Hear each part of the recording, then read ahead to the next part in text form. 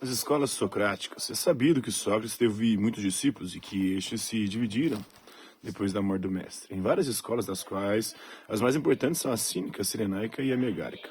A escola cínica, o fundador dessa escola foi o ateniense Antístenes, que viveu entre os séculos V e IV a.C. e que já era de idade avançada quando se tornou discípulo de Sócrates.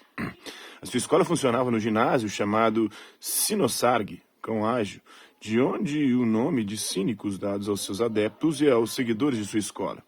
Em oposição aos desenvolvimentos lógico-metafísicos realizados por Platão, Antístenes concentrou-se essencialmente nos problemas éticos. Ele sustentava socraticamente que o fim do filosofar é alcançar e praticar a virtude, e que a virtude é suficiente para a felicidade, que a virtude está nas ações e que não tem necessidade de muitas palavras nem de muitos conhecimentos. Segundo Diógenes Laércio, na sua obra Vida dos Filósofos, 6:11.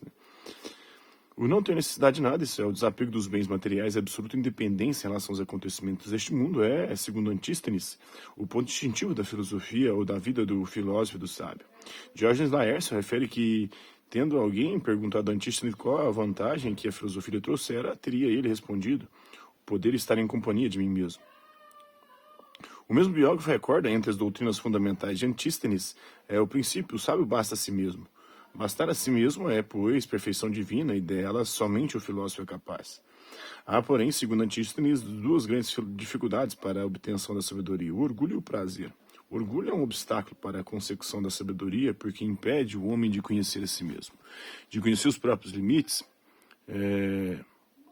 e defeitos. O prazer opõe-se à sabedoria, porque impede a autarquia do sábio. Compreende-se assim que Diógenes, outro seguidor dessa escola, dissesse: eu preferiria enlouquecer a sentir prazer.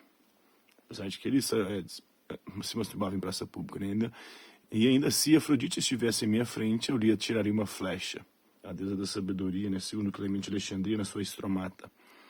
Essas expressões, obviamente paradoxais, querem mostrar que os prazeres constituem um grande obstáculo para a consecução do não ter necessidade de nada. A escola cirenaica foi fundada por Estipo de Cirene, que viveu entre os últimos decênios do século V a.C. e os primeiros do século IV a.C. Como os cínicos, também Estipo e os cirenaicos concentravam seu interesse quase exclusivamente nos problemas éticos, rejeitando como inúteis outros tipos de pesquisa. Aristóteles fala expressamente da atitude de Estipo em relação, por exemplo, às matemáticas.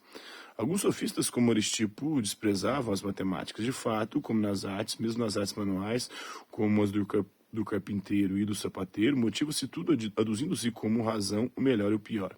As matemáticas não desenvolvem nenhuma consideração acerca das coisas boas ou más, segundo a metafísica de Aristóteles. Pelo mesmo motivo, os cirenaicos rejeitam em bloco todas as investigações filosóficas, já que elas não incluem apreciações morais. Refere-se que antes de ser discípulo de Sócrates, Aristipo foi dos sofistas. As suas doutrinas gnoseológicas e éticas estão de fato mais próximas dos sofistas do que da de Sócrates. O critério da verdade para Aristipo, como para os sofistas, são as sensações, e só elas, no sentido de que, consideradas como estados subjetivos, elas são sempre verdadeiras, enquanto os objetos ou supostos objetos que provocam as sensações são faladas. E como as sensações produzem prazer ou dor, o critério de ação será logicamente o seguinte: devemos fazer as ações que produzem o prazer e a satisfação do prazer, e não devemos fazer as ações que produzem dor. E que o prazer deva ser o fim das ações, Aristipo deduzia isso do fato de que todos os seres animados aspiram ao prazer e evitam a dor. De fato, desde a infância somos atraídos instintivamente para o prazer e depois de consegui-lo não procuramos mais.